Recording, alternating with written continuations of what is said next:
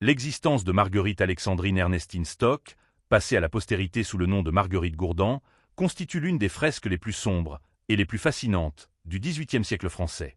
Née en 1727, à La Rivière, d'un modeste marchand de bois, rien, dans son enfance provinciale et austère, ne laissait présager qu'elle deviendrait la petite comtesse, souveraine absolue du vice parisien.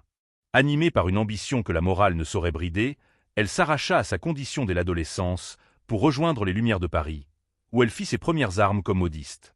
C'est dans l'atmosphère feutrée des boutiques de dentelle, véritable paravent de la galanterie d'alors, qu'elle apprit à décrypter les codes de l'aristocratie et les failles des puissants.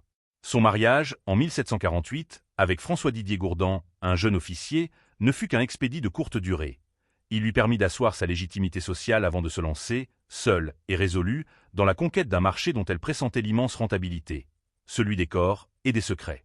Le génie de la Gourdan fut d'institutionnaliser la débauche, en l'érigeant au rang de service d'État, profitant d'un règne de Louis XV marqué par un libertinage effréné et une corruption des mœurs sans précédent. Établie rue des Deux-Portes, dans un hôtel particulier conçu comme un chef-d'œuvre d'ingénierie sociale, elle ne se contentait pas d'offrir des plaisirs éphémères. Elle gérait un empire logistique d'une cruauté glaciale. Son réseau de recrutement s'étendait jusqu'aux provinces les plus reculées. Là, des rabatteurs trompaient de jeunes paysannes par des promesses de domesticité honorable à la capitale. Une fois franchi le seuil de sa demeure, ces jeunes filles tombaient sous le joug d'une dette perpétuelle. La Gourdan leur facturait, à prix d'or, les toilettes et les soins nécessaires à leur transformation en courtisanes de haut vol. Toute tentative de rébellion était matée par la menace d'un emprisonnement à la salpêtrière. Une sentence que ses complices, au sein de la police, étaient toujours prêts à exécuter. Car là résidait le véritable pouvoir de la Gourdan. Elle était devenue l'auxiliaire indispensable de la lieutenance générale de police, transformant ses alcôves en centres d'espionnage. Grâce à des conduits acoustiques et des passages dérobés dissimulés dans les boiseries, elle recueillait les confidences politiques de ducs, d'ambassadeurs et de ministres, les échangeant contre une impunité totale. Son influence atteignit son apogée lorsqu'elle façonna la destinée de Jeanne Bécu, une simple grisette dont elle polit les manières pour en faire la future comtesse du Barry.